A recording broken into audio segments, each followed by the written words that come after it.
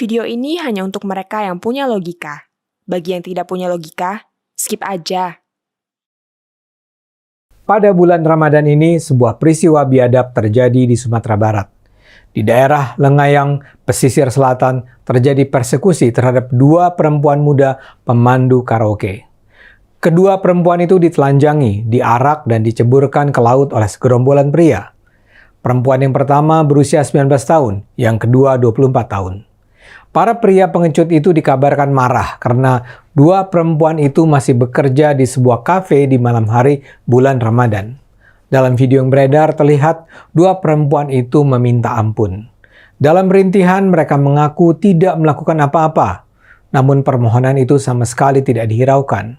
Keduanya tetap diarak dan dibuang ke laut.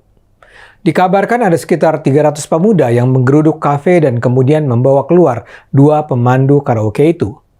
Ini luar biasa biadab.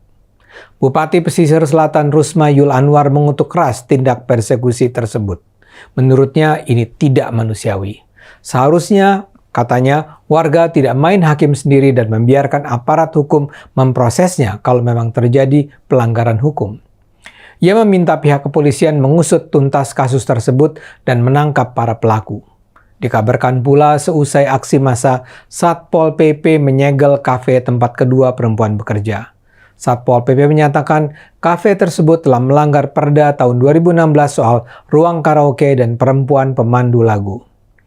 Mereka juga menyatakan bahwa warga tidak nyaman dengan keberadaan kafe sekaligus karaoke tersebut. Seperti saya katakan, ini adalah sebuah tindakan yang biadab.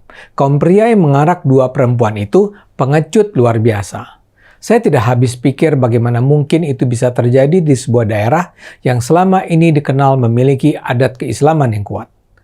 Saya setuju dengan Pak Bupati yang mengatakan ini adalah tindakan tidak manusiawi dan para pelakunya harus ditindak secara tegas. Namun, terkait peristiwa ini, kita harus mengajukan beragam pertanyaan di berbagai level persoalan. Pertama, soal hukum. Kenapa ada hukum yang mengatakan bahwa di bulan Ramadan tidak boleh ada karaoke? Apa yang salah dengan membuka jasa karaoke di malam bulan Ramadan? Kalaulah dikatakan ada perda yang melarangnya, harus dipertanyakan mengapa ada peraturan daerah yang melarang karaoke di malam bulan Ramadan. Dari yang saya tahu, selama ini dalam Islam tidak ada larangan untuk menyanyi di malam bulan Ramadan. Apakah salah kalau di malam hari orang bernyanyi? Apakah di malam hari Ramadan masyarakat diminta hanya bertarawih dan mengaji? Tentu saja adalah indah bila pada bulan suci itu umat Islam rajin beribadah. Tapi apa lantas salah kalau ada sebagian umat Islam yang memilih bernyanyi? Apakah salah orang yang berprofesi menemani tamu yang ingin mengisi malam dengan bernyanyi-nyanyi? Para penggeruduk itu mungkin menuduh bahwa di dalam layanan karaoke diduga ada bentuk-bentuk pelayanan jasa seksual. Tapi apa tuduhan itu berdasar? Tidakkah seharusnya dibuktikan dulu bahwa memang ada praktek-praktek asusila ketimbang langsung menghakimi bahwa para pemandu karaoke itu terlibat dalam praktek semacam itu?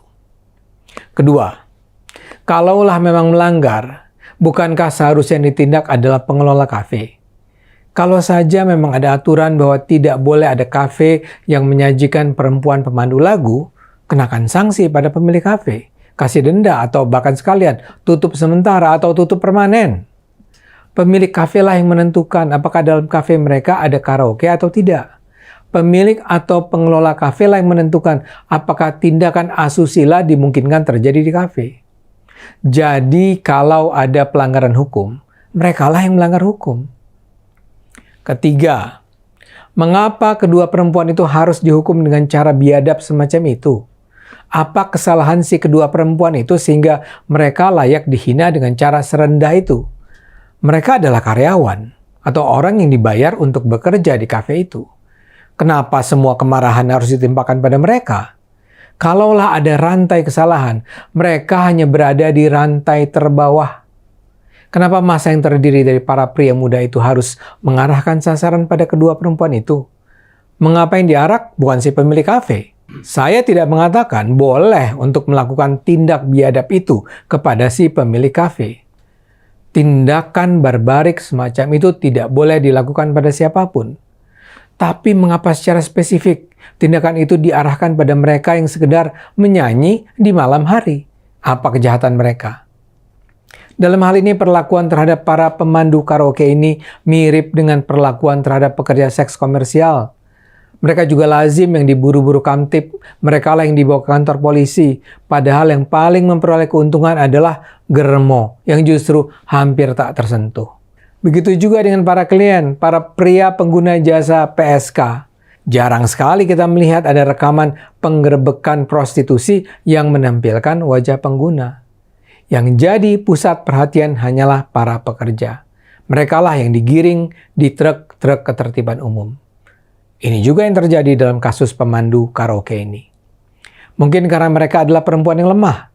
Mereka yang jadi sasaran kekejian kaum pria pengecut itu. Terakhir, mengapa bentuk hukuman terhadap kedua perempuan itu adalah dengan cara diarak, ditelanjangi, dan dilempar ke laut? Itu menurut saya tindakan yang di luar peri kemanusiaan.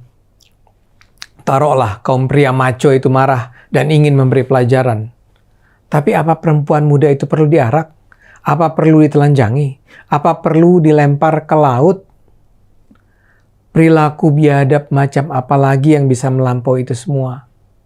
Dan yang paling ironis, para pelaku persekusi itu melakukan tindakan keji itu dengan membawa-bawa agama. Mereka tentu menuduh perempuan itu sebagai perempuan yang melanggar ajaran agama yang suci. Mereka menganggap kedua perempuan itu sebagai kaum yang hina dan layak diperlakukan dengan cara serendah itu. Apakah kejahatan yang dilakukan kedua perempuan itu sehingga mereka harus dipermalukan seperti itu? Mereka hanya menjadi pemandu lagu di karaoke. Dan itu mungkin mereka lakukan karena keterhimpitan ekonomi. Mungkin karena hanya dengan menjadi pemandu lagu lah mereka bisa survive. Tapi kalaulah mereka memang menjadi pemandu karaoke bukan karena keterdesakan, melainkan karena pilihan sukarela. Ya apanya yang salah? Apa yang salah dengan menjadi pemandu lagu di karaoke? Silahkan jawab pertanyaan-pertanyaan ini dengan jujur. Dan saya yakin ujung-ujungnya kita semua bisa paham betapa apa yang terjadi di Sumatera Barat ini tak sejalan dengan akal sehat. Iba saya melihat nasib yang harus dialami kedua gadis muda itu. Mereka sama sekali tak pantas diperlakukan seperti binatang. Mudah-mudahan mereka bisa pulih dari trauma yang sangat mengerikan ini. Ayo gunakan akal sehat, karena hanya dengan akal sehat bangsa ini akan selamat.